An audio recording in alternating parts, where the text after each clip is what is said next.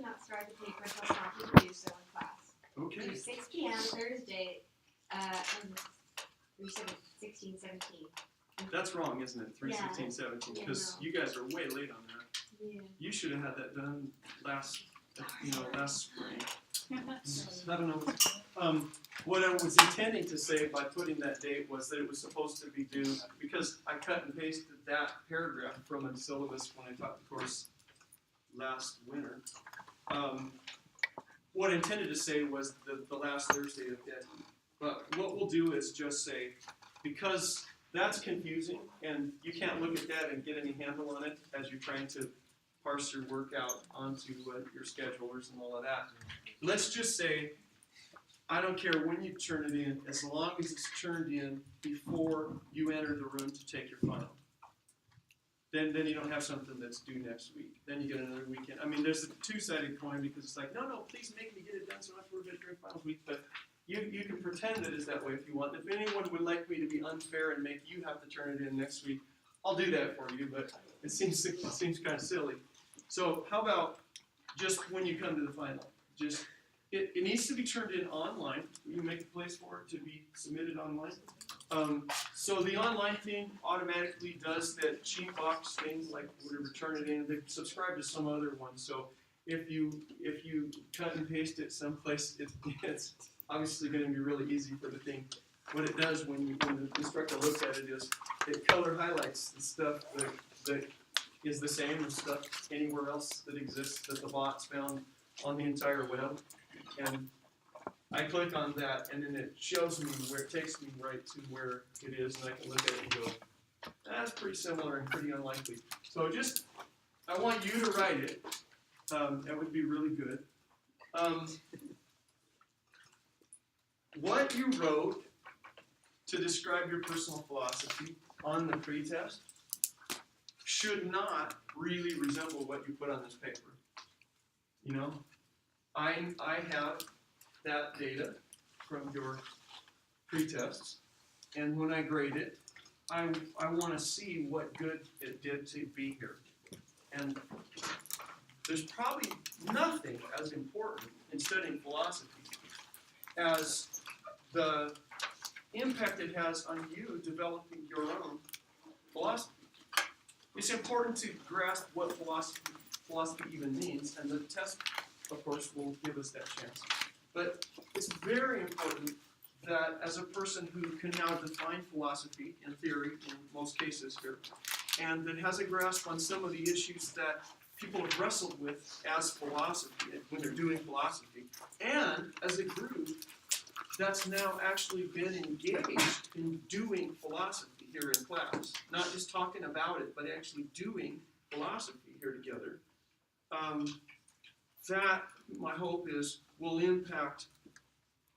It doesn't have to change your outlook on life or any of your beliefs. They can all remain the same or be strengthened. That's fine. Or changed, whatever. But being able to articulate and understand from a philosophical perspective or approach with access, knowledgeable, intentional access to some of the tools of philosophy should impact the way you can articulate your personal philosophy. Some of you, when you wrote on the pretest, what you wrote was not your personal philosophy. And it's easy to say that because some of you left it blank. So I can say that real confidently. Others of you, what you wrote is not your personal philosophy because we hadn't defined philosophy yet, and nobody can fault you for that. Nobody can mark you down for that or think that you were off. But at this point, when you write your personal philosophy, it should reflect, and I should be able to tell pretty easily in reading it, that you have some idea what that even means. That it's philosophy.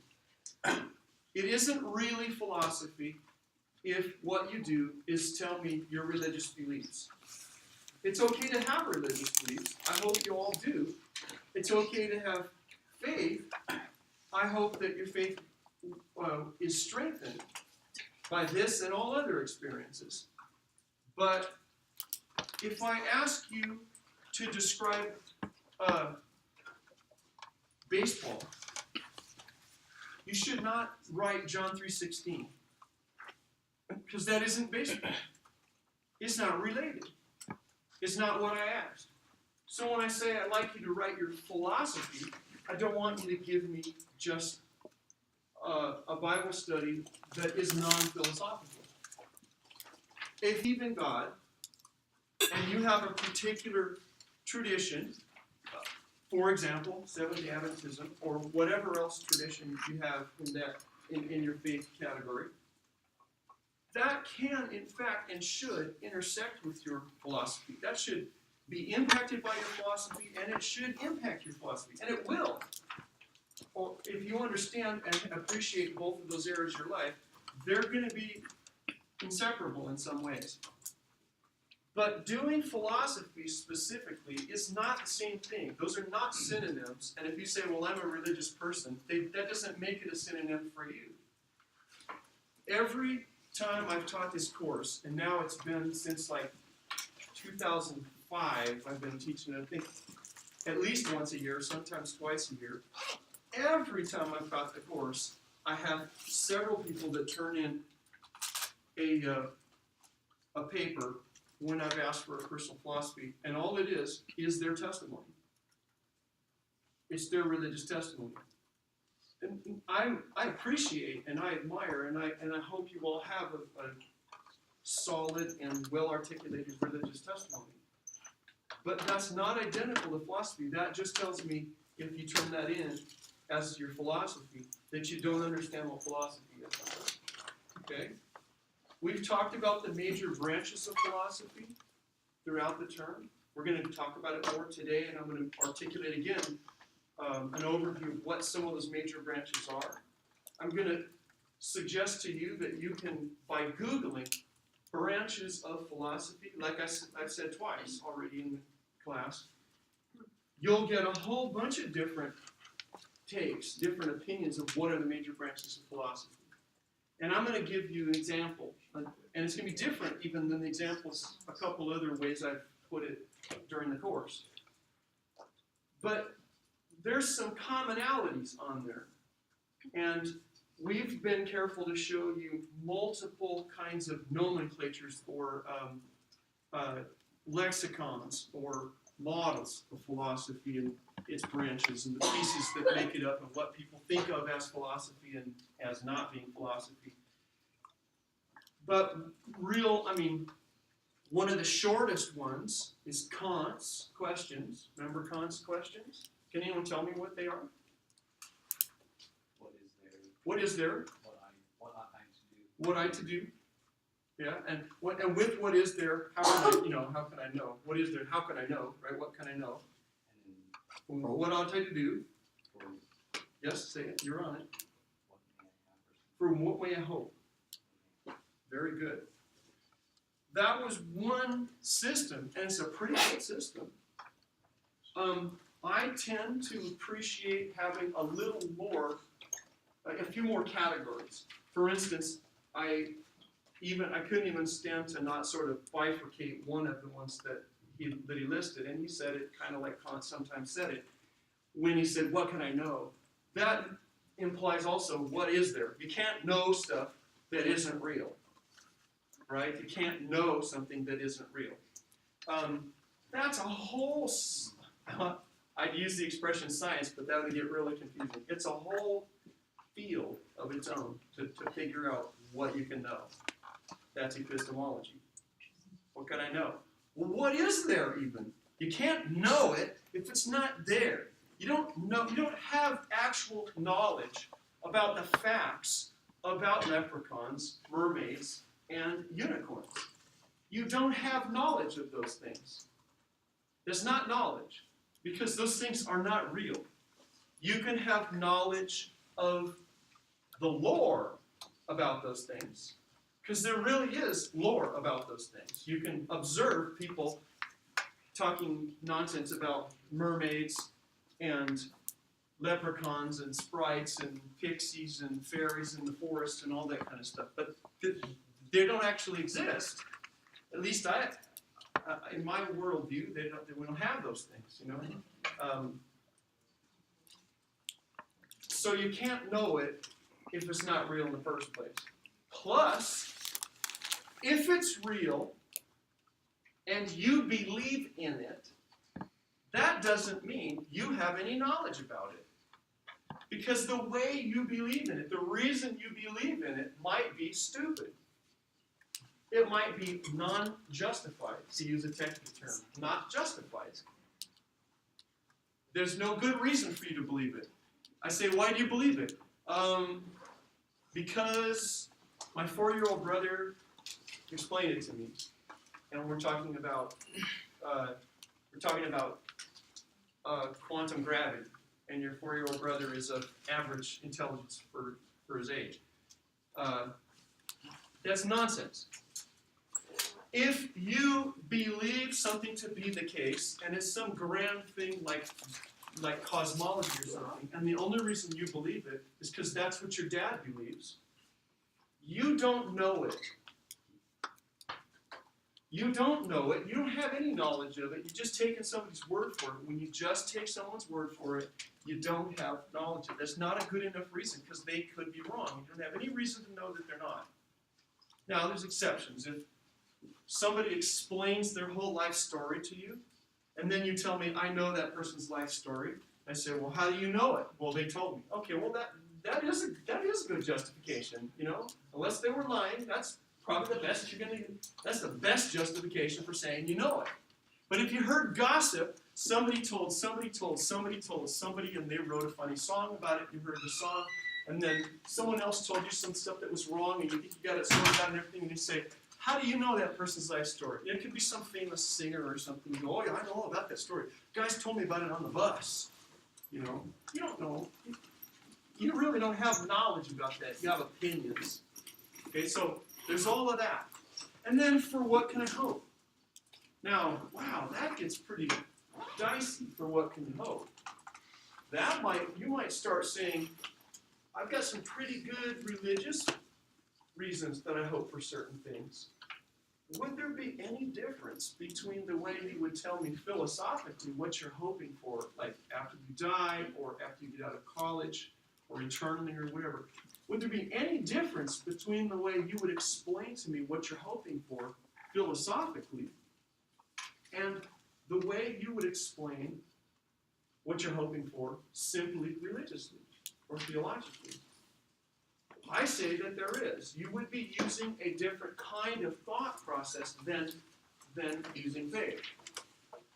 By using philosophy or philosophical tools or logic or whatever, or using scientific methods, the scientific method, which is very hard to pin down, it depends on which of self-appointed experts you ask what that even means.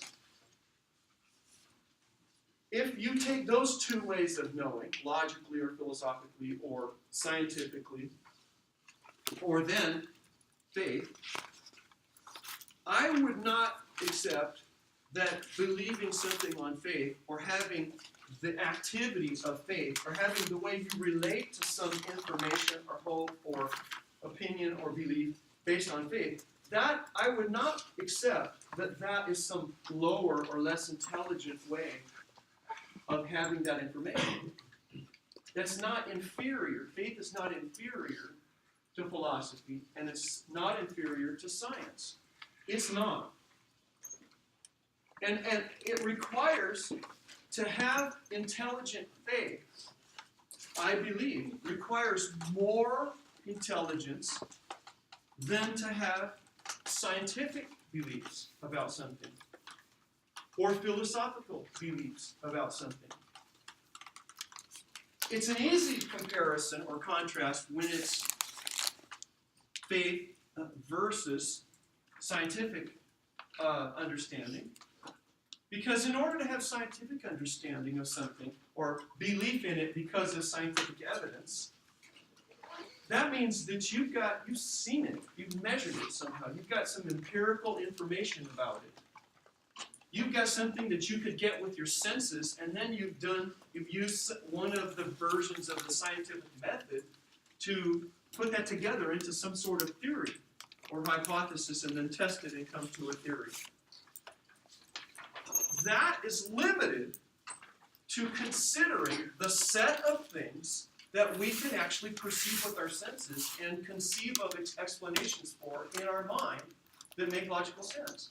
And that is a tiny subset of reality. That's a tiny little jurisdiction for science. The rest of reality is over our head and out of the access of our senses. This is one very big universe. And what we can measure of it, see, we can't get anywhere to measure things besides in a very small area. See, well, we have the Hubble. No, we can see to the edge of the universe. No, you can see to the edge of where light starting there and traveling here has had enough time to get here. That's all it means. Isn't that right? I'm consulting a physicist when I say this, and I'm saying the truth, right? Keep me honest. Watch those dangerous theologians and philosophers, and keep me honest, all right? But to say that that means that's all there is, you can use very simple logic to say that that's stupid. That's obviously stupid. So all of the rest of potential reality, infinity potential stuff that could be true, that could happen, or that might have happened, or might be happening somewhere. All the rest of that we can't get at and ask it, all of those things that are too tough for our built-in calculator to ever get a good picture of, all of the rest, science has no business. No business. Now, philosophy can do some of, can reason some of that stuff. Some of that stuff that's intractable. Remember I said one of the definitions of philosophy is it's that discipline that allows us to consider stuff that's intractable. We can't get solid, measurable stuff about it. So when you're telling me about stuff on your paper, if there's nothing intractable, or you don't even touch on any realms that are intractable, like all you do is give me your physical description, and you tell me, I got this many brothers and sisters, my parents this, that, and you give me sort of a history. What's fine to do it, set a stage and everything. But if that's as far as it gets, sort of like your rap sheet or whatever, that's not intractable. That's all stuff we could go figure, we can find that. So it has to deal with how you approach some of those things that are intractable. And what are some of those things that are really some fruitful and practical things for you to write about? Because there we got a paper due in a couple of weeks, here or less, week and a half. It's going, okay, that's all, yada yada, what should I write? How about what stuff is okay to do? And what stuff is not okay to do? And how do you decide it? Do you have some heuristic? You have some little meta rule that lets you decide whether something's a rule for you or not? You say, I draw the lines like this. Say, well, you can't think of all the things that might come up that would be either a good or a bad idea. You can't list them all in your naughty and nice list. That's not possible, because some of the things you're going to have to decide whether they're a good idea. No one's invented them yet. They're going to invent them next month. And you won't have a rule about it. Your church won't have a rule about it. And that gets to the point where some people who are rule-oriented, they check a short list of no-nos, and they say, is it on the no-no list? And you read the no-no list, and you go, not exactly, no. Well, I can do it. How many people, for them, ethics is like that? If we forgot to make a law against it, if we forgot to say, don't do this, it's not in the contract for you to be allowed to, it's in the contract that you may not do this, or it's a crime, or it breaks a commandment in Exodus. Other than that, I can do whatever I want. That's a sorry person. That's not really a moral person. That's a non-philosophical person. And it's horse manure. You can be terrible. You can be a psychopath and follow all the rules. But you find a creative way when someone forgot to make a rule to screw them good. Every chance you get. And you know people like that, don't you? If you don't, just open up to a news app. They're making headlines every few minutes this week. And last week. And next week. And forever. There's no end of those kind of people that haven't got some way that they go, how do I tell what's actually, I'll do that and I won't do this. And why? What's your basis for that? Not just it seemed cool at the time. What do you base it on? If I say to you, really? And how do you support that? And you say, well then, and I say, really? Well, where'd you come up with that? And then pretty soon you go, I don't know, my pastor said. Now it's not philosophy. Unless you establish your pastor as some ironclad, bulletproof source of ontology, which I'd be amazed if you did, and if you can, that's beautiful, but I doubt it. You're not children, and you're not to give your conscience functions to someone else at this point. It would now be inappropriate for others to be your conscience. You have to handle it. And if your conscience is just, well, I was taught not to do that, or I was taught that that was okay. Any of you here ever have grown-ups in your life, whether parents or grandparents or teachers, that honestly taught you some things that when you think about them now, you go, wait a minute, that's bigot stuff. So it's not an excuse that that's how you got brought up. Because if that's how people got brought up, then we don't get any progress in our culture about mistreating each other and saying, no, I did the right thing. It's what I was raised with. Well, you were raised stupid. Here's what my church teaches. Churches sometimes need to tune it up. I can't think of any examples of that, and you probably can't either, but churches sometimes need to do some business with some things where they're falling a little behind some stuff that's come up once in a while. Sometimes they're supposed to be moral beacons in the community, and the community is like going, come on, we're tired of waiting for you, right? Right?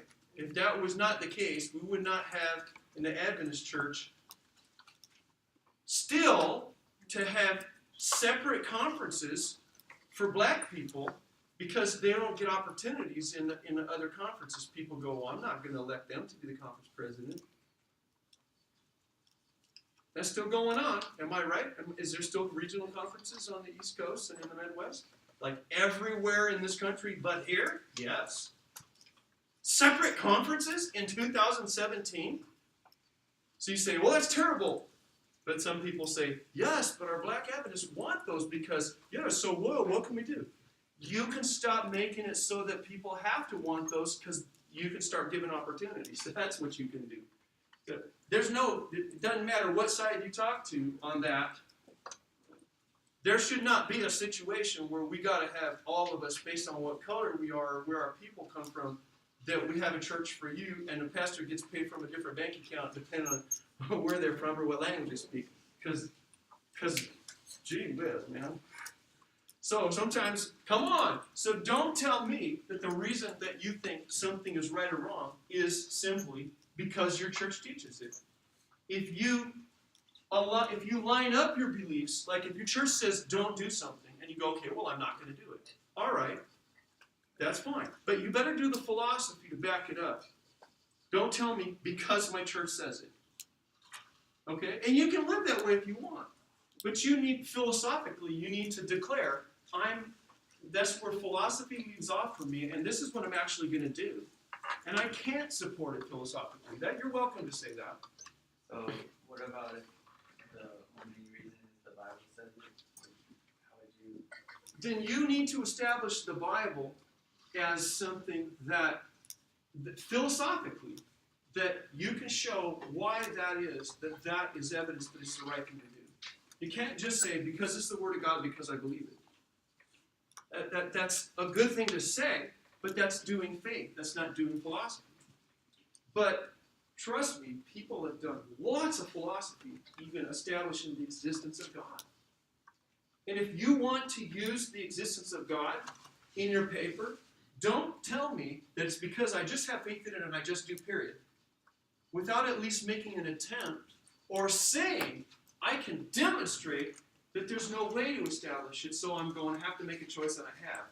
Boom, that's my a priori. Now I'm going to be consistent from that a priori.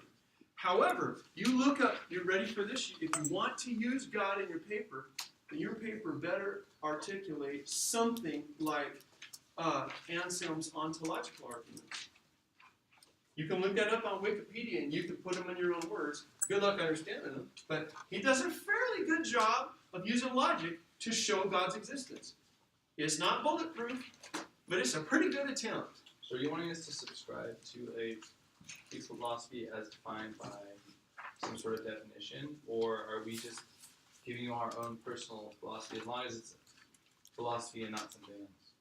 Either way, if you say, here's what I come up with, for instance, you're going to tell us before next week is over about the Cynics. If you say, when I studied the Cynics, I said, that's the same conclusions I came to. At least this part of it. That's fine. But to simply say, I've decided I'm a cynic, and so then you just tell me what the cynics say. That's not philosophical. That's being religious about some philosophical school is what it is. You know so what I mean? Are we going to use a philosophy and then apply it to our own lives and talk to you about how and why? If you want to say this particular argument, and I have it, it's yours, I would like you to develop yours, but it's fine if you want to say, and that I share with Aristotle, but it's not, Plato wouldn't agree with me on that. If you want to do that, that's fine. That's a very good avenue to sort of to vet what you've done. And if very good thinkers have used certain arguments, you go, these are better arguments than the ones I've used to come up with it. But I did do philosophy to come up with this. That's great. You don't have to, quote someone else or back up your philosophy. You don't have to, but it's going to be a lot easier if you do. And if you do, then properly credit them using APA references. How long is this paper? Does it say in the thing? Good. As long as it needs to be to do that credibly. Okay, so And you're going to hate that. Because it's like, how do I know if I've done this enough? But here's the didactics of that. Life is like that. How do you know you're educated enough? How do you know you've thought this thing through far enough? Okay? If you gave me a paragraph that showed up on the third of one piece of paper, pretty unlikely that you've done the job. It's ridiculous. But some people have required a dozen or more pages. Other people have done a fine job in just a few pages. But most people haven't when they turn in a few pages. I read it and I go, well, nice start, mostly. But hey, if you had a 200 IQ and you were seeing higher on this than anyone in this room, you could probably do more and convey more information, more true to philosophical honesty in a haiku than I could in a 20-page paper. our class is a point-based class, so nothing related. So how many points is Per page or whatever? well, how many points is the paper worth? Oh, that's on the syllabus. What is it, percent of the grade? 10% of the grade. So 10% of the grade, yeah, that's an easy answer. Okay, so basically what you're asking us to do is to pick a topic, because I can't really write about my whole philosophy, right? So I pick a specific topic and then just write my philosophy on that topic. I am so glad to hear you say that you can't get your whole philosophy into a paper like that. Because, I've seen some people that exhaust their whole philosophy and they haven't gotten a very big paper. So I'm thrilled to hear you say that. Yes, pick an aspect if you like.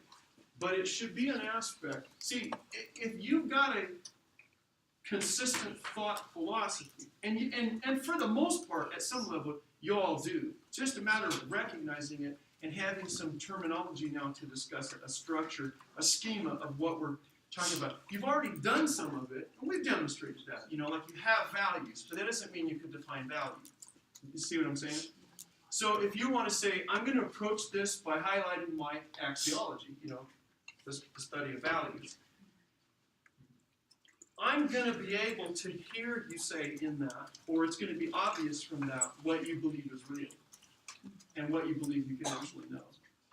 If I can't tell those kinds of things, and all you do is say, well, I value this, and you don't support it, but you tell me you list your values, but you don't show me because of what I believe is real and because of how I think I can come to that conclusion, and here's me demonstrating using those methods that I think are legitimate, and I've said why I think they're legitimate to say how my values are supportable.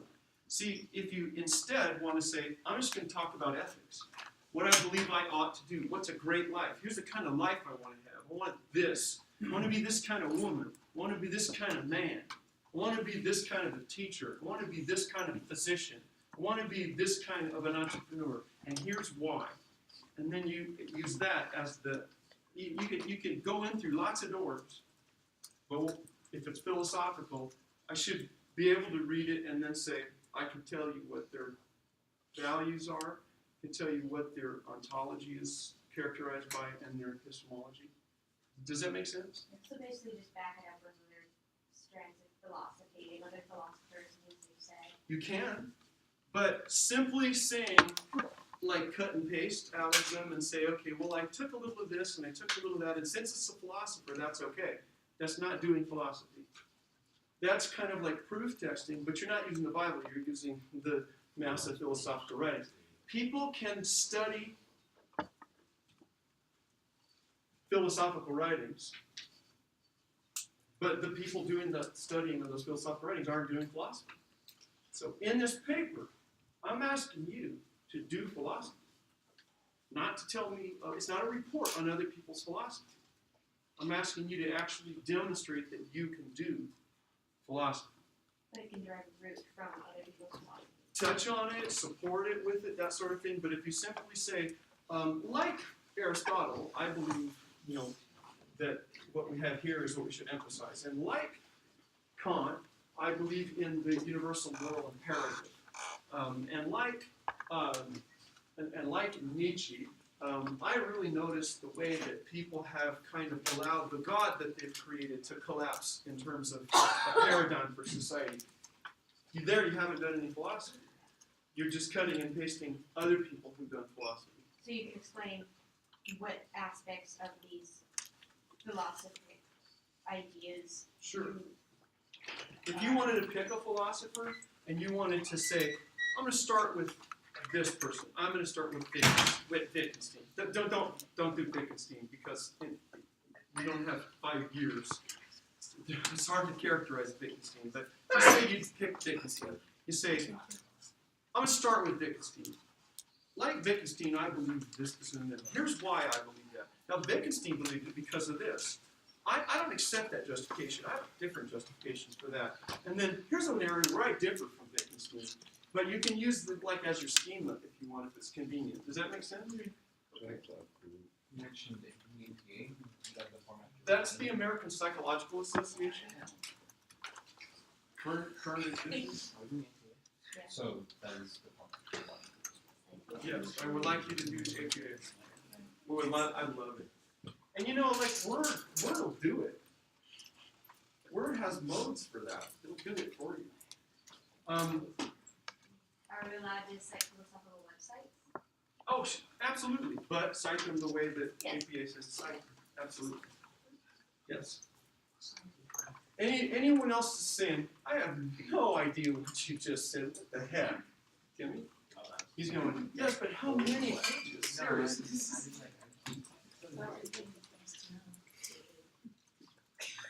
Yes.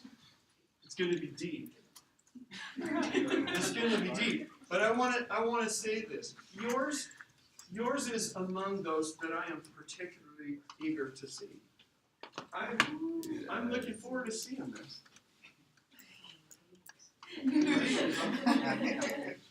Indeed. Yes. Is it possible to do this paper without referencing other philosophers? I have seen people get very good scores without referencing other philosophers. But they really did do philosophy on their own. Yes. It's probably not possible, though, that you could write that paper having not considered anything that other philosophers have done, like we've been doing for the last 8 weeks here. Because without those shoulders to stand on, there are very few of us that would have any idea what to do when we got there. Right? I mean, reading those other philosophers gets you used to watching people's... do any of you, any athletes here, like basketball, or what do you play? Basketball. Do you ever watch really great basketball players on a TV or go to a stadium and watch really great basketball players? Yes, sir. What are you doing when you watch them? Studying their moves. Studying their moves. What does that mean to you? It's like it kind of like helps me play the game better because I try to like implement the things that they do in my game. That you Yes, but you don't try. I'm with a question mark on it. I'm going to say like if I spoke Spanish, I put the question mark at the beginning and upside down. But question. You don't just watch them do that and say, okay, I'm going to do that on this next play, no matter how they set up, right? You're internalizing it. You're putting it in your supercomputer so that when you get out there and you got an opportunity and you see something open and someone passes you the ball, or you got a way to defend, it goes into just, it's one of your million tools, right? Mm-hmm. How would you do as a basketball player if you'd never watched anybody play good basketball? You've never seen a decent player play a game. It would be crap, wouldn't it? Be one-dimensional. Yeah. You'd lose, wouldn't you? Yeah, You wouldn't be on the team. Same thing here. That's why we're sampling these folk. And that's why it's important to keep sampling really, really great thinkers. Greater than I'll ever amount to. Greater than most of you will amount to. Because you study their moves so you can implement them in your game. Right? Just like he does. Would writers of literature, not necessarily philosophers traditionally, but could they be considered Give me an example. like Kurt Vonnegut? That's a philosopher. Are they I mean, we identify some people as, hey, well, they're a writer. Like, say you said Shakespeare. Right. There's so much philosophy. Hardcore, hard-earned philosophy. And Kurt Vonnegut also. Okay. So absolutely. And a lot of scientists that say, oh, we don't need philosophy anymore. We have science now. Blah, blah, blah. Then they write books that are philosophy books. And right in there they say, I don't have a use for philosophy. This is science. No, it's not. They write philosophy books. But a lot of writers are doing really deep philosophy. A lot of TV programs. And The Simpsons. Comedy, stand-up comedy. George Carlin. Say. Oh, sorry. I mean, George Carlin. George Carlin? Yeah, he's my favorite. And you were going to use him? And I said that? Yes. That's a union synchronicity. It's a little frightening. Little frightening, but we both got in the way of that radio wave, I guess, in the Akash.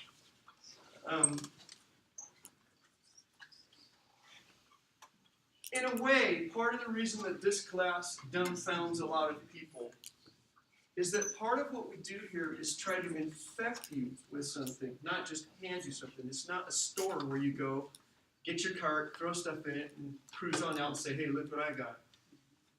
It's trying to, like when you play ball, the influence of watching great ball players, and not just people who play ball now. Do you ever go on YouTube and watch legends? I mean, from before you were born. Because some of them have got a way of doing the game that might fit your body type or your philosophy. Believe it or not, your philosophy impacts how you act in the spur of the moment on the floor in a stadium. What you believe to be true. If you believe to violate what people think is possible with, physics, you may come up with some stuff that you would have been not capable of. Are there not some ball players about whom, when they watch them, when physicists have watched those basketball players, they're going, that doesn't look like we could actually do those calculations. You should not have that hang time. The bumblebee. The bumblebee. There you go. The bumblebee's the basketball. People that go up and it's like, I don't think the human quads can actually produce that kind of lift. We can't do the physics. Or like Usain Bolt, who's too tall to run. Absolutely. Or breaking a certain time for the mile. People have said with scientific dissertations, it's not possible to go any faster than this for a human being. Oh, and then they watch the Olympics in a few years and boom, they're doing it. So having a belief that your mind creates your reality makes you a far better athlete. If you look at cartoons sometimes and see the way that there's things like realized gravity, that has some philosophical reality to it. Realized gravity in cartoons is like you can run off a cliff and keep going, and then it's like, oh crap. Like Hitchhiker's Guide to the Galaxy and its reference to how flying works. Exactly. If you believe that kind of stuff is possible, sometimes, accidentally, you're going to find out that it just happened. And then science is going to have to go, wait for me, because science keeps discovering things we didn't think was possible. When this college became a college, when Pacific Union College became a college, if somebody told the people, Professor Newton, we had a Professor Newton here who taught physics, for real. If they told our first science teachers when they made PUC a college that we were going to be arguing about Bose-Einstein condensates and light particles being slowed to zero velocity, put in a jar, put in a briefcase, carried on an airplane to another part of the planet, taken out of the jar, and then allowed to continue their journey, they would have said, that's witchcraft. But now it's just laboratory science. There's a lot of miracles. So your philosophy can impact your basketball. Certainly can impact what you believe can be done in physics will impact your ability to be a healer. You might think, oh, it's magic. I don't want Satan involved in that. Can we make a first draft and then email it to you and then you No. say when we're right draft? No, I'm not grading any first drafts. You are going to turn it in. When you pull the trigger, it's a lot like life. It's a lot like relationships. We're going to do a dry run here. We're not really going to love each other, but we're going to pretend to and see how that goes for a little bit. If you play games with yourself like that in this life, it's like, don't let people, don't. It's abusive when people offer you an unpaid internship to see if they want you. That's not a job opportunity, that you're just a sucker. Don't do it. They're not likely to hire you and then respect you when you do it. They're going to ask you, next time you apply, what you made at the last job. And you can say, oh, I was volunteering. You're out of there. Don't do it. Okay? It's not smart. It's just, you're a sucker. If you want to volunteer, go volunteer. But don't say, I really want to work for someone, come volunteer. You're already working free. They know you will. So don't do it. Any other questions about the paper or anything related to it? I really got my dollar's worth from you today. You win. Whatever the game is, you win. Let's talk a little bit about ethics. Yes. Ethics is one of those things, like we've already touched on a little bit, that it depends. It depends. Ethics is ethics to look at it as a study topic, as a discipline, is to look at how people determine what they should do, what behavior to choose to perform, and what behavior to choose not to perform. Okay? Now, a little brain science underneath that. The part where you say, ooh, don't do that, no, that's not a good plan. Okay? That's your orbital prefrontal cortex. That's orbital because, like, the orbit is your eye sockets. It's above your eye sockets there. Prefrontal cortex. There, all of those glorious ideas that your kind of untamed part of you in the back and down below says, hey, how about this? You say, no. I'm glad that didn't come out. I didn't do that. Okay? Some people have claimed, in fact, based on some functional magnetic resonance imaging work, watching the brain, while you think that you're making some decisions, that you're basically voluntarily doing something like moving your hand or saying a cuss or something, or just singing a song, whatever you've come up with. If they ask you to do one thing or the other, and you pick, like, move this hand or move this hand, it's up to you. You decide that you're in an fMRI machine, and the person who's watching the data as it is being produced can,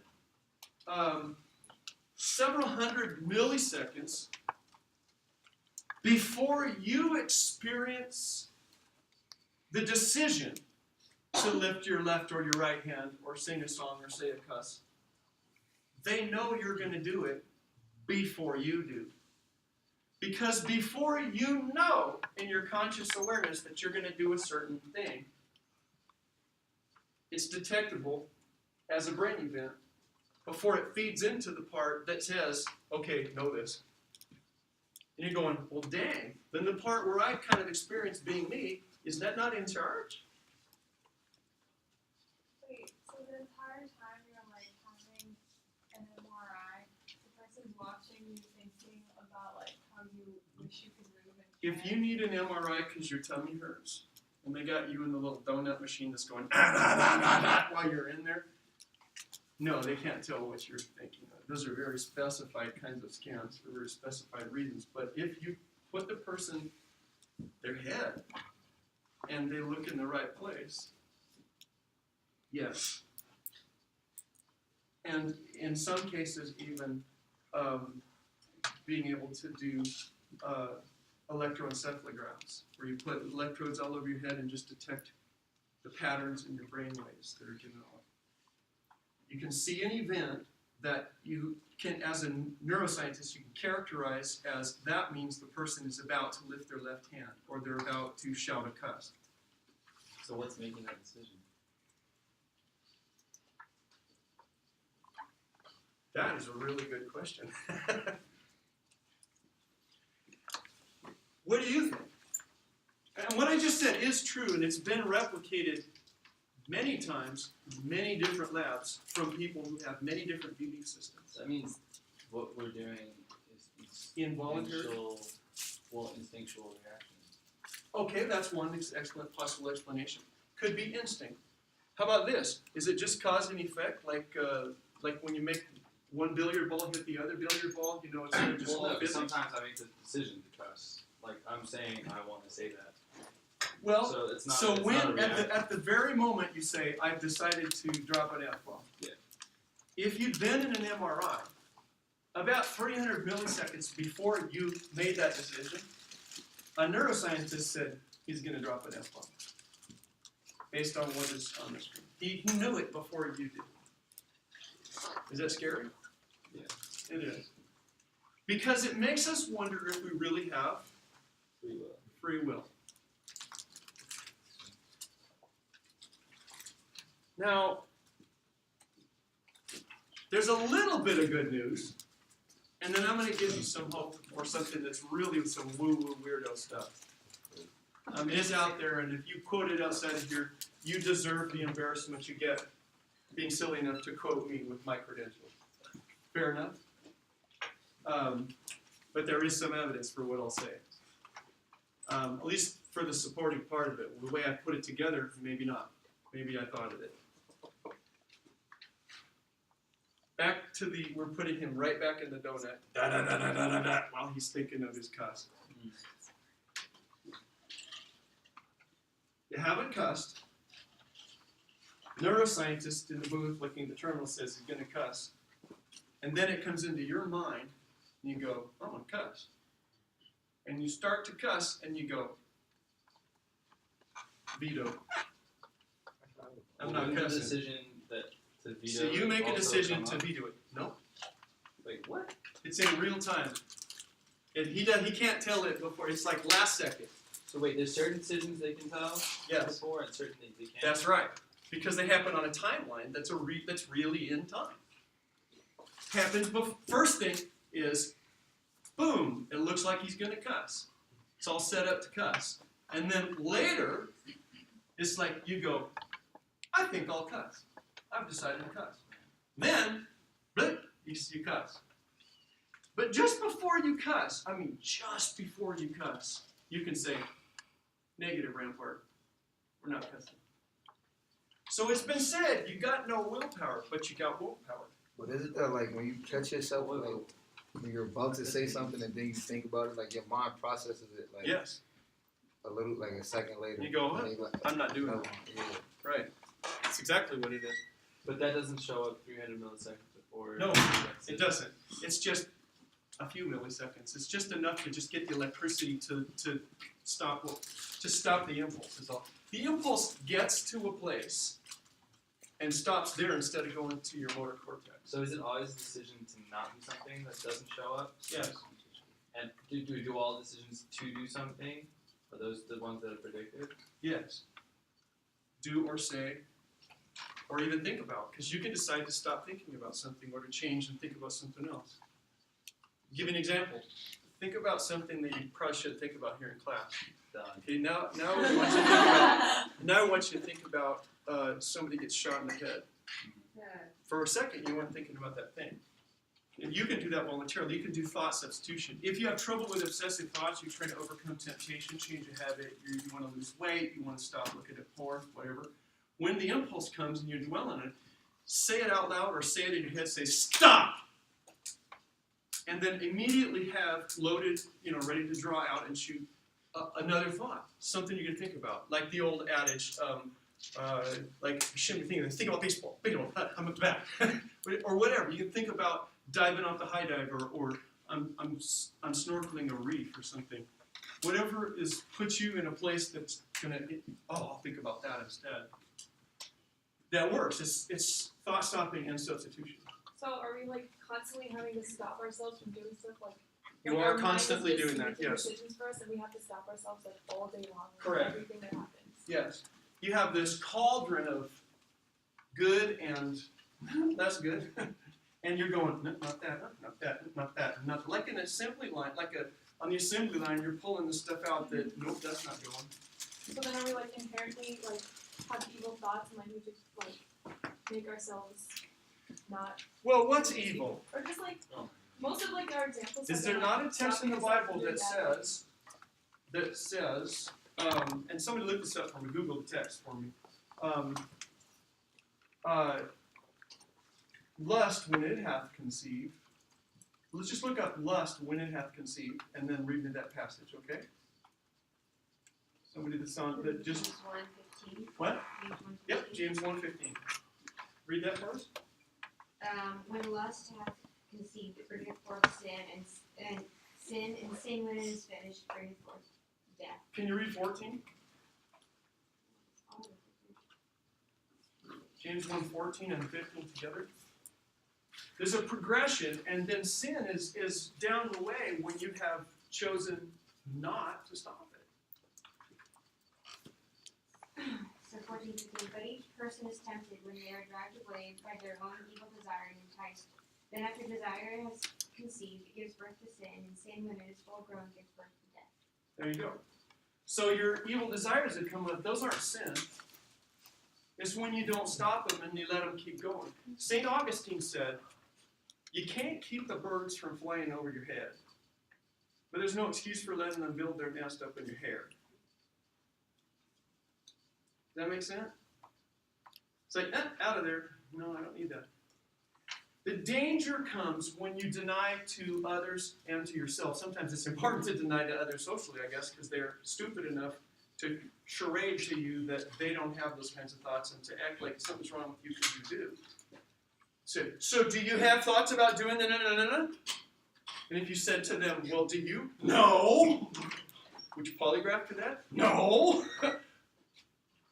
They should not have, there's no business to ask people questions like that. They do it in court sometimes when somebody is innocent. They're trying to prove that they did something wrong. So do you ever have thoughts of doing things like this? And if you're really honest, you say, yeah, I do. And people are going, oh my. Well, there's no one in the courtroom that doesn't. But they're not being asked. You're not hooked up to a electrode. Right? You had your hand up. Yeah, no, I was just gonna ask when you were describing the thought. The thought thing. I was just gonna ask if that was thought stopping. Yes. Cool. We were together. We're together now. You ready for a weird one? Oh, go ahead.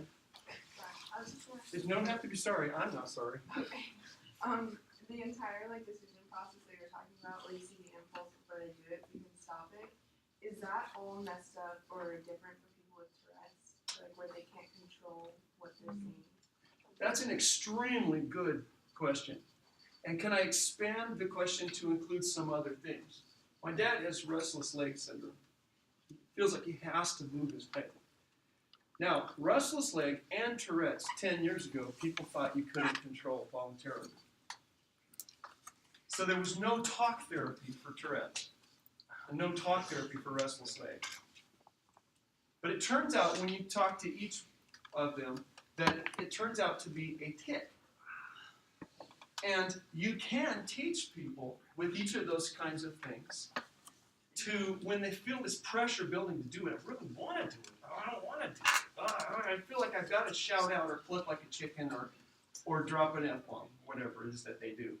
Or, you know, they have the motions that go with it sometimes too. Or, got to stretch, you've got to move my leg, like a restless leg. Turns out, yes, you can voluntarily keep yourself from doing it. It's not like a sneeze that you've already started or a swallow that you've already started. It isn't. But it feels so mandatory that it almost seems like it. And we give the benefit of the doubt, they can't help it. Well, yes, they can, but it's like saying that there's nobody here. Like if I just pick one of you, just anybody, you can, relative to your body. No. If I say you can't lift twice your body weight, there might be people here. There probably are people here that can bench press like twice their body weight. There might be. But everybody here, unless you've got some defect, we could train you up to where you probably could do it. But it'll be hard, and it takes some, you can't do it right this minute. But we can work up to it. It's just kind of like that. It's not out of the possibility, but it's humanly possible for you. And then we work on helping you to get thought stopping and substitution techniques. Just like she said, is that thought stopping? We use thought stopping for people and substitution. Because we help them discover things that if they're engaged in those kinds of thoughts, the tics are less demanding. So we have them develop that even further and become more self-aware. And turns out there's a lot of things like that.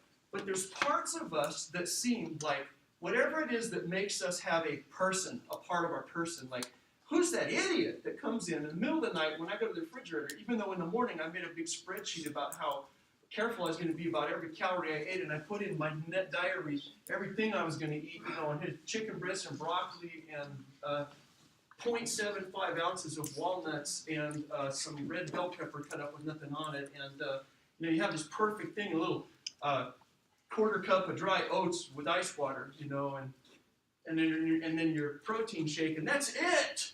And you go to the refrigerator and go, Or I could dip hot dogs in the mayonnaise jar instead. Or I know there's Rocky Road ice cream. It's not mine, but I could replace it. That sounds good. I'll leave a gallon of Rocky Road ice cream. You know, to help me to bulk. It'll help me to bulk. Who's that fool who comes in there? It's not the same person with the same value system and the same discipline that I had at 10 o'clock in the morning after having, a little oats. And I sat down and made this Excel sheet. It's like a different person, but our notion of being a person, of having a person, of what a person is really inaccurate. Turns out there's lots of personas. Persona comes from the Greek word for mask. You know the two masks in the dramatic arts logos? Those masks actually had built-in megaphones. They were also their microphones. They had like a funnel built into them so that when you talk, they could hear it all over the place. Like if you talk through a megaphone. There's the persona you put forward, like when it's just you and your roommate. Is that the same persona you put forward with the dean? No, not exactly, right? Is it the same persona you put forward on a date?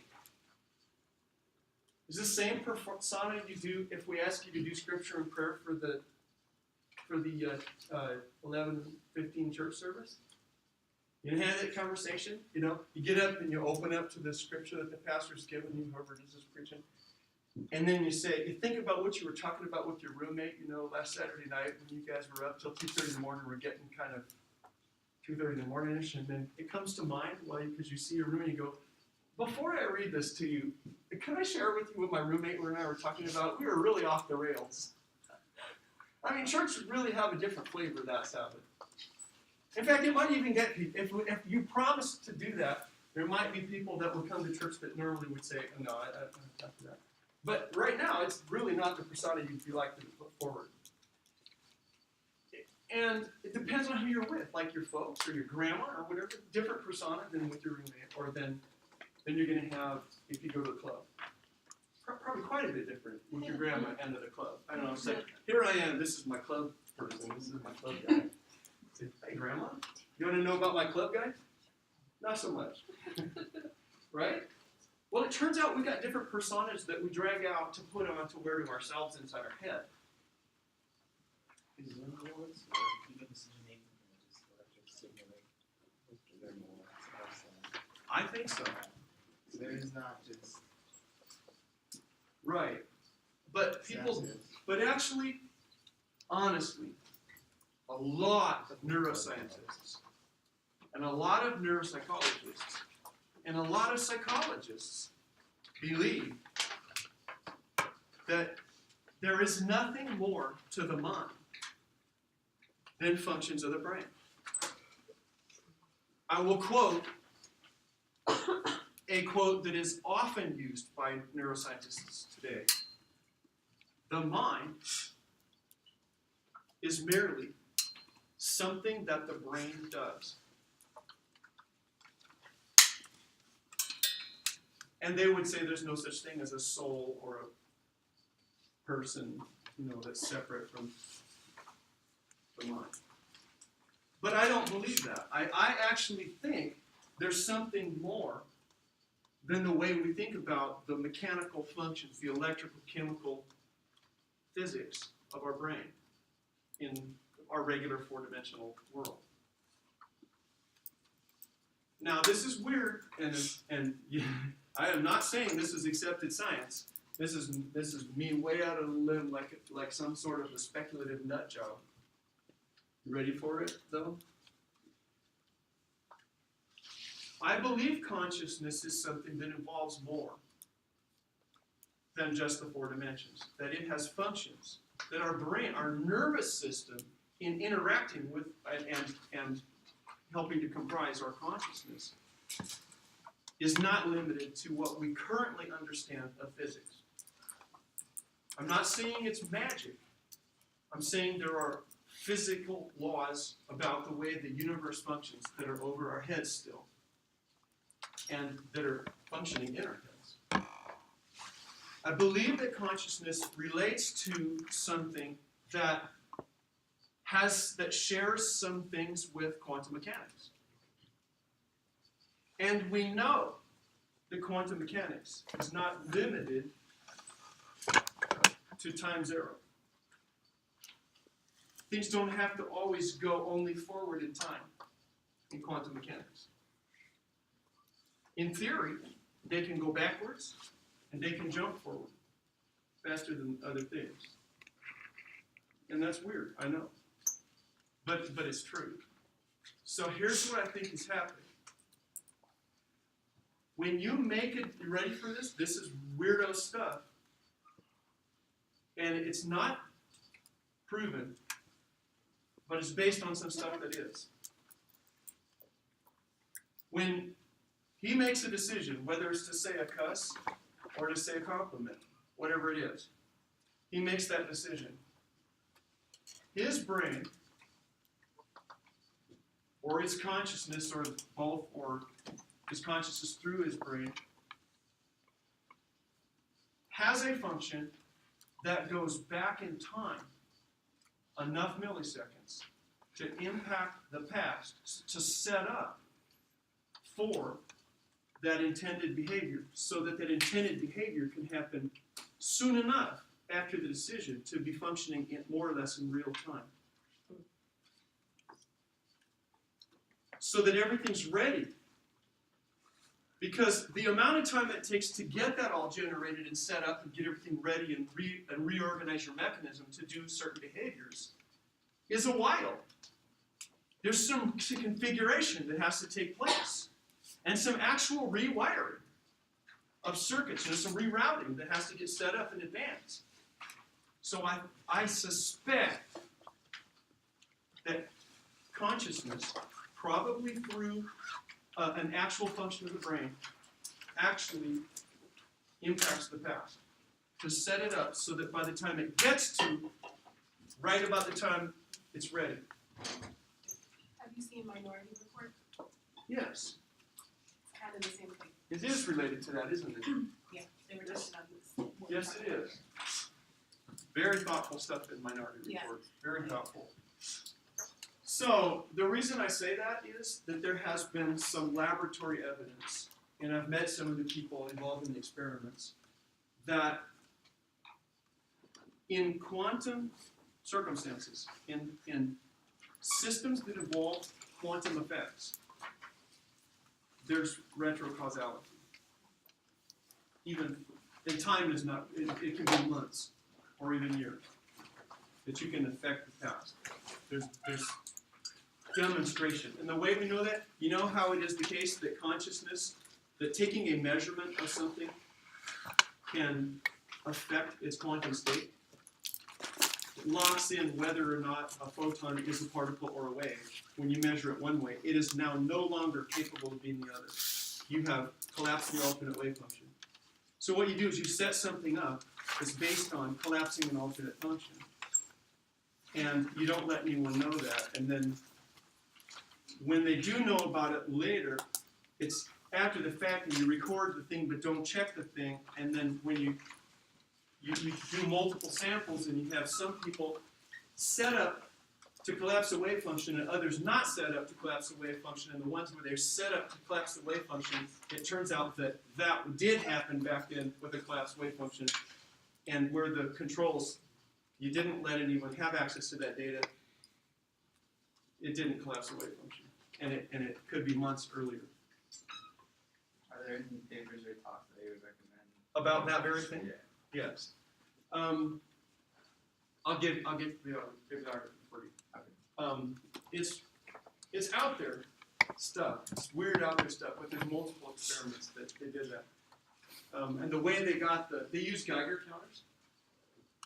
Because whether or not in a certain period of time the Geiger counter goes, when you have enough of a sample so that it has a 50-50 chance of doing it or even less, whatever, did it or didn't it, and the pattern of listening to whether it did, listening to it equates to a measurement that collapses the alternate function, which if you hear it, that means it now it did decay instead of not decaying. Turns out that if you play the pattern to a fish, it collapses the alternate wave function of the system that hinges on that quantum state. To a fish, and certainly to people, which is Why would cool. you do that to fish? It didn't hurt them. It's just something they can detect in a pattern. Actually, a current in the water is what they did. Not enough to hurt them. You know, you can feel the current, but it doesn't hurt you. They can too. So they would play the same pattern of recorded Geiger counter sound, only instead of audibly, it was, and that's adequate. So, when we determine what's right and wrong, we need to know what it even means to determine something. All that I just said to you, all that stuff, if you believe that you weren't actually personally, in the part of you have any actual control over, if you don't think you have any free will at all, you don't actually have the freedom to make decisions about what you do. It's just in your genes before you were born, and it's all pre-programmed. And doggone it, there's some pretty scary stuff to suggest that identical twins adopted into separate homes didn't know they were identical twins and met in the patent office at the same time trying to patent the same device. There are many separated twin studies that show that identical twins have smoked the same brand of cigarettes starting during the same month, married spouses with the same name, had the same number of children, and named them the same thing, with the same gender order for their children, and held the same position in similar companies in the same role, and having the same career, with the same majors in school. Showing up to meet each other with clothes like each other is wearing. Okay, some of those things are chance, like gender or how many kids you have with their gender order. Like you can't really. That's not a twin thing. Why not? They were men. Okay. The men, the twins. Why not? But there's like so many other factors. What can we not code into DNA? What can DNA not code? Can't The chance, the combination. There's you said this was for twins who didn't know they were twins? Right. Not Didn't birth. even know they were twins, separated at birth by adoption. So it, And then when they do meet each other, they find out. Wasn't this Depression era twins? Because oftentimes they would be split up because it cost too much. That's, yes. These twin studies have come up sometimes when certain areas have had where parents can't handle their kids, or there's lots of orphans. Is there enough sample size to base this as something valid? And what happens to Minnesota twin study. What happens to those twins who don't show similarities? Like, are they also not twins? There's always things that twins do not show in similarities, but the things that they do show are far more than regular siblings or fraternal twins that are raised separately. I mean, the tendency that with one fraternal twin is gay and one of the other is gay. Almost certain.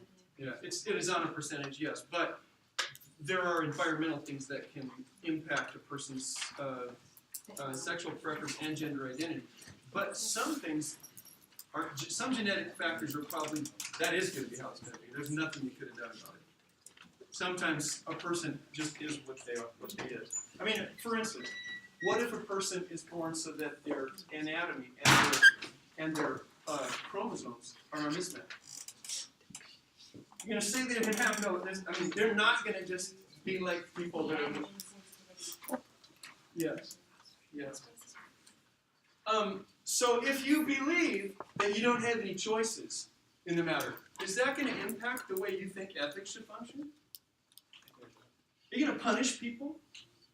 You're going to punish people if they had no choice at all? See, I think we have choices. I think we have a lot of choice. However, I think that there are certain things that make it really difficult to choose. Have you ever had trouble breaking a habit? You go, I am not doing that anymore. And you really don't want to do it. And then you're like a spectator seeing yourself doing it going, well, here I go. Well, stop it! I can't.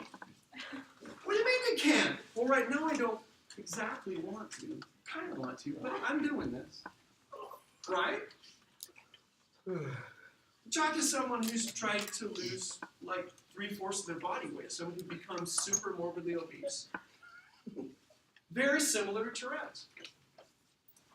I mean, aren't there some things really in common with it? How about alien hand syndrome, where you lose control of a limb and it has a mind of its own, and it'll get a knife and try to stab you if it's in the mood, and you don't have any, it's not you. Oh, you can go on YouTube and watch a woman who has alien hand syndrome who's trying to get dressed. And the hand is trying to, everything she's doing, the other hand is undoing. Just stop it. You can find one it's funny as heck, but I mean, okay, I'm being macabre. It's really true, but it's really funny. There's a dog on YouTube that's back left leg is alien limb syndrome affected. And it's trying to chew a bone, and the leg is coming up to going, I'm getting that bone, just going, and it's like, okay, all right. And then it goes back to the bone, but it's kind of like, I'm watching you, you sucker. And then it comes back up, and then pretty soon it's gnawing on the leg, trying to attack it. Because it developed its own volition, its own plan. Part of us kind of develops like alien intention. Have you never experienced that? When you're trying to not do something or trying to start do something, I got my running clothes laid out for morning. There they are. Negative. Never done that. Never done it. How about this? That person, I've already agreed with my friends when they confronted me kindly and sternly, and my parents, that person's not good for me. I should probably cut that off. That relationship is not going where intelligent people take their relationships. So, I'm resolved. Phone rings. Okay, I'll meet you there. Yes? Why? I thought you decided who's driving your car. You get carjacked right in the middle of the important stuff? Get out of my driver's seat. I got a gun. What's with that? If you haven't considered those kinds of issues, you're going to have a different way of approaching ethics. So that means that even what you believe is true about the philosophy of personhood impacts what you think you're going to do and can do. Does the power of that force diminish the presence of other people? Because if you didn't want to wake up at 6 a.m. to run, but someone was there to wake you up to run, what happens to that person? There's all kinds of bizarre kinds of factors that can cause that person to go, oh, I don't like them so much. I'm going to be back in here. I'll come out and ruin your life when they're gone. Yes. In fact, did you know this? That whether you're a man or a woman, doesn't matter, even how you see your gender identity or how you manifest it, you're going to eat more if there's not another man around. Person you identify as a man. If you're a man and you eat alone, you're going to consume more calories than if there's another man with you and you can have as much as you want to eat. If you're a woman and there's a man around, you're going to eat less. Period. You are. What's with that? Nobody knows. But you can check it. It uses statistics, but it's way its significance is way past the margin of error. It's very significant. Very significant. It's enough calories more that it's totally out of the margin, way out of the region of being just margin of error. So the best way to diet is hang out around men. Just have a man. It only takes one. Only takes one man. Do infants count? Man, not boy, man. I have no idea what the mechanism is, but What it is true. age counts as a man? Is this something that you start doing after I don't know. That's an excellent question. I was thinking like, gender roles, whatever. Yes, I don't know. But the thing is, for the the study as I heard it described involved adults. So I don't know how it would be. It might not have been checked with children. Maybe it was, but I haven't any evidence one way or the other. That's just an outstanding question. That's all. Oh. So do you eat more? I do more than anybody. Is this true?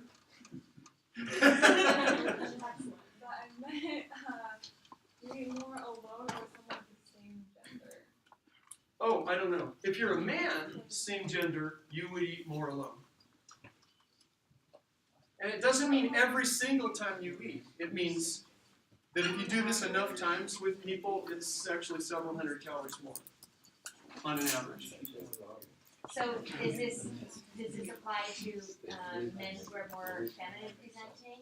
Any man. Okay. Any man. What about women who are more masculine? I didn't hear any discussion of that. But What if about they in haven't gender done it, fluid society? but if they haven't, what's your major? Italian. If they haven't done it, if you do it, it'll publish tomorrow. If you would do that study, if it hasn't been done, and you can go to Google Scholar and figure out in 5 minutes if it's ever been done like you just described. And yeah, and there's so many gender study journals that are eager to publish that, and also there's gender psychology specific journals that would publish. The way you ask that question, that's a study. All you'd have to do is take the study they did and just put in that one factor and replicate it with that factor. Slam dunk. You don't even have to do the rest of the design. Plus, you could use that study's institutional review board justification in PUC's IRB. It would be a cookie cutter thing. Doesn't seem very logical because if you're, for instance, going to your grandma's house or your grandpa's house, and your girl got you eat more because you know they feed. Well, it's not dependent. In other words, there's other factors, but this is something where you can't do any of these kind of studies without having lots of data. If you have a tiny bit of data, you can't draw any kind of conclusion. Where is this evidence? Where is this study? Can you give us Go on Google Scholar. Just look up. Let's say I would word the query something like on Google Scholar. Just go to Google and then say Scholar, and it'll say Google Scholar. Click on it, and then use it just like you use Google, and then put in eat less when another man present, or when a man is present. I'm sure that'll bring it up. I'd be surprised if it didn't. Yeah, well, Google Scholar is available to everyone, and it gives you access to the whole body of scientific literature just as fast and often as you want. It's just like using Google. You can look up the real stuff and do a full-on scholarly literature search on your phone. You could pay for it. Yeah, you hit paywalls. I can't help with that. But I'll tell you what it'll do. It'll still give you the abstract, you know? And usually, I mean, seriously, if you really want the thing, it's going to be $35 or $3,500, one of the two. But I'll tell you what, if you want the article, you all listen to this. This is really important, philosophers. If you find a paywall and you're going, oh, doggone it, you contact our library director, Pat Bennett, say, I want this article, and see if you don't end up with it. He gets things. He gets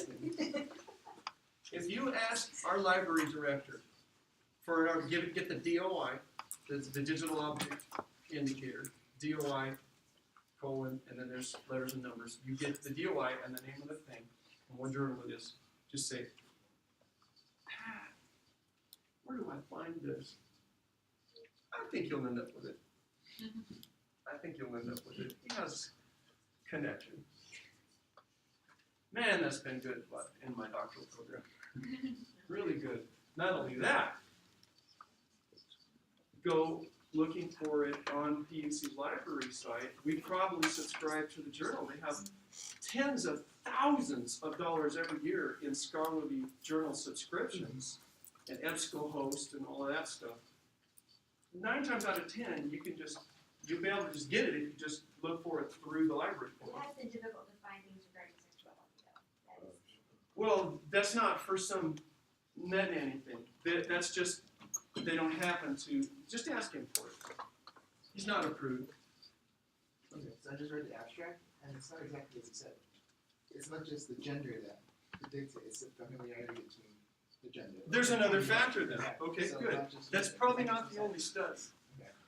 That's probably a corollary. The way she came up with the variant, somebody probably after the initial study said, I wonder if it matters how much you know that person. So I think there's a more general case. Okay, any other questions? I've got a few minutes still. Branches of philosophy.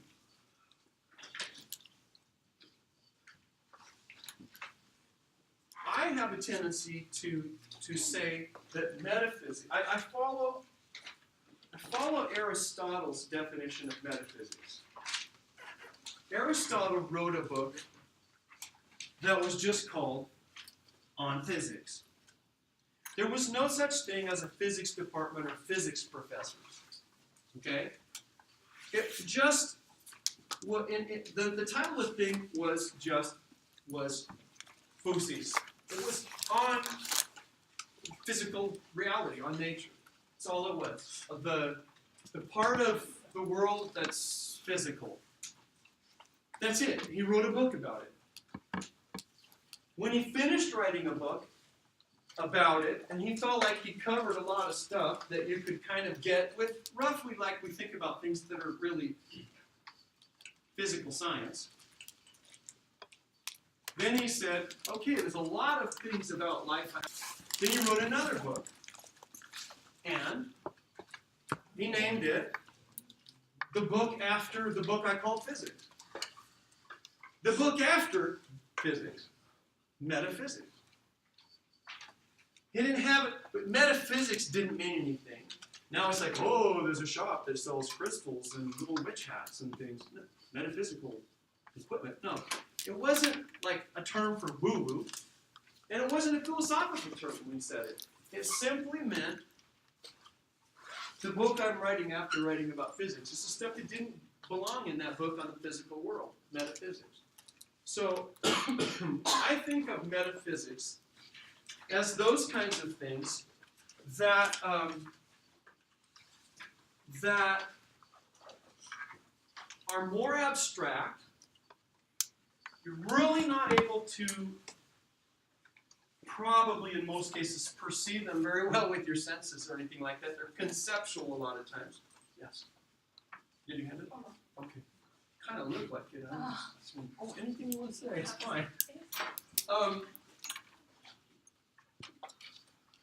There's some stuff that you can grab it and put it on the scale, or paint it blue, or or see how high it is, or tell me that it stinks, or whatever you want to do with it. You can put it in your mouth and say it's salty, whatever.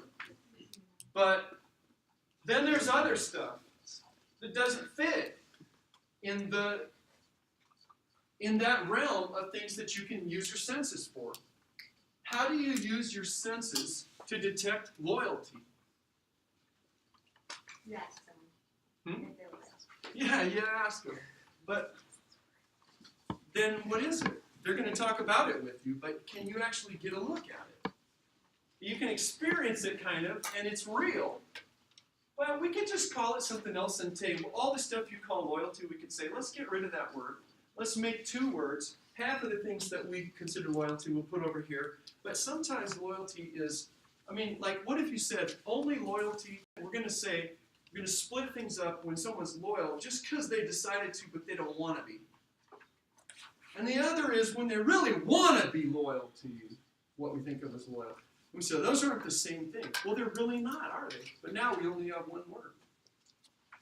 Someone's loyal because they gave my word. I hate your guts. I didn't really know about you, but I gave my word, so I'm going to, be loyal to you. I'm not going to talk bad. I said I'd support your things, but it's completely different. So we go, I don't like that word because it's not precise enough. Just toss it and make up 2 new words for those 2 things, the words that people never had before. Make them up any way you want. Use Latin roots, use Greek roots, French roots, German roots, whatever you want. German's good. You can just plow word on word on word on word, and it's already automatically a word. It's good to have that language, isn't it? So if you can't take it into the laboratory with balances and spectrometers and all that kind of stuff, then it still may be real. And he talked about it as being real. Some of the stuff in metaphysics, it's really hard to ever get to where you say, that's the bottom line. Where do you start? It's really kind of hard to do that. We played around with that, with the notion of what's good. Who gets to decide what's good? So what do you base it on? It's easy to tell when I say what this thing weighs. I say, okay, it started out with 32 fluid ounces, so it's probably down to about 25 fluid ounces based on where the fluid level is and where it was when it was new. It's about 25 fluid ounces. I can base that statement that there is 25 fluid ounces of product in this thing, I can base that on a standard. We have standards that we agree on, well, this is and we just agree by convention. So if you want to just say, okay, well, everyone agrees by convention that the same things are good. Yeah, no, they don't. In this room, we wouldn't be able to have all the same things that we think is good, that the other people each think is good. Wouldn't happen. What do we base it on? I can just keep asking you, what do you base that on? And what do you base that on? And what do you base that on? And pretty soon you're going to say, because I just like it. Out of my face. You get to the point where there's no other answer. Because just because. Metaphysics can be kind of sometimes just because about certain issues. Not only that, some of the things that we can't see, but we give like explanations for things like cause. What causes something? Or what does something mean? Is there even any such thing as cause? Is there? Is there really such a thing as cause and effect?